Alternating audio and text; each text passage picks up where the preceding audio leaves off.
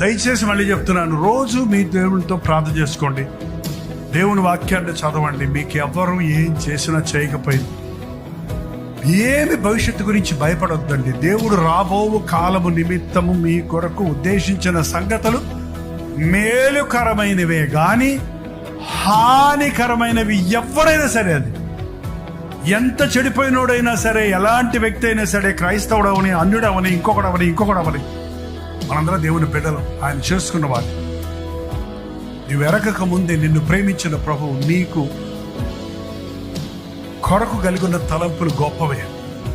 అందుకని ప్రతి దాన్ని భవిష్యత్తు గురించి భయపడొద్దు.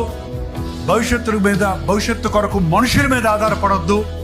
నాకు డిగ్రీలు ఉంటే బతికిపోతాను, నాకు డబ్బులుంటే బతికిపోతాను, నాకు ఇల్లు ఉంటే క్షేమంగా ఉంటాను, నాకు ఇతర దేశంకి వెళ్ళి సెటిల్ అయిపోతే నాకు ఇంకెవడు తొంట ఉండదు అనే ఆలోచనలతో మనుషులు నిండిపోతాడు. చూసారా, ఇవన్నీ నిజం కాదు. కావాలంటే వాళ్ళందరూ అడిగి చూడండి, అవన్నీ నిజం కాదు. నాకు క్రీస్తుంటే నేను బతికిపోతాను.